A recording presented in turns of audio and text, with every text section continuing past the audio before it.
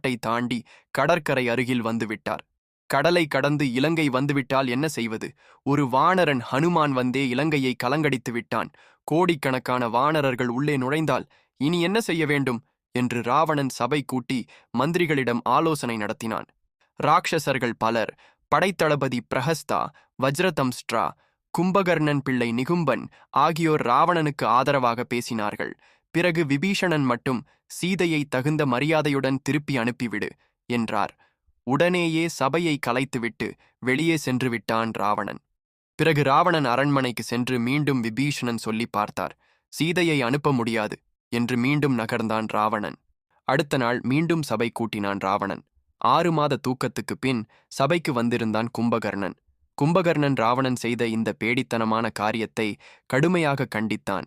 இருந்தாலும் சகோதர பாசத்தால் ராமரை கொன்று யமலோகம் அனுப்புவேன், கவலைப்படாதே என்று சொல்லி அமர்ந்தான். ராவணன் ஆத்திரத்தில் இருந்தான். பிறகு மகாபலசாலியான மகாபார்ஷ்வன் என்ற ஒருவன் ராவணனை பார்த்து கைகுவித்து பேசினான்.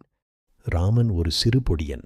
அவனுக்கு மரத்தில் இருக்கும் தேன் கூட்டில் உள்ள தேனை கூட எடுக்க முடியாது. நீங்கள் ஈஸ்வரன். ஈஸ்வரனுக்கே யார் ஈஸ்வரனாக முடியும்? எதிரிகளை ஒடுக்க சீதையை பலாத்காரம் செய்யுங்கள்.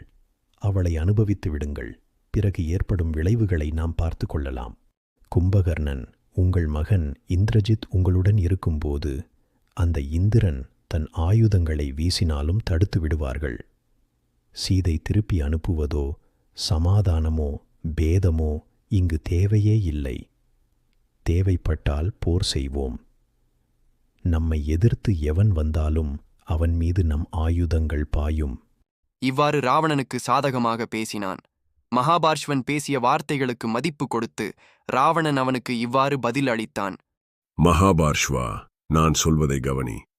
இது எனக்கு மட்டுமே இருந்த ரகசியம். இது பல காலங்கள் முன் நடந்த ஒரு சம்பவம். நானே அதை உனக்கு சொல்கிறேன்.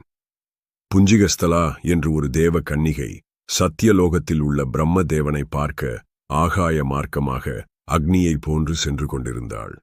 அவளை பலாத்காரம் செய்து அனுபவித்தேன். கலங்கிய குட்டை போலான அவள் பிரம்மதேவன் இருக்கும் சத்தியலோகத்துக்கு ஓடினாள். மகாத்மாவான பிரம்மதேவன் நடந்ததை அறிந்து கொண்டார். என் மீது கோபப்பட்டு என்னை சபித்தார். இனி எந்த ஒரு பெண்ணையாவது பலாத்காரம் செய்து கெடுக்க நீ முயன்றால் உன் தலை சுக்கு நூறாகி போகட்டும் என்று சொல்லிவிட்டார். இந்த சாபத்தின் பயத்தால்தான் சீதையை பலாத்காரம் செய்யாமல் இன்று வரை இருக்கிறேன். பிறர் மனைவியை அடைய நினைக்காதே என்று சொன்ன விபீஷணனை எட்டி உதைத்து, நீ அந்த ராமனிடமே போ என்றான் ராவணன். கீழ்த்தரமான இவனிடம் இனி இருக்கக்கூடாது என்று விபீஷணன் ராமபிரானை சரண்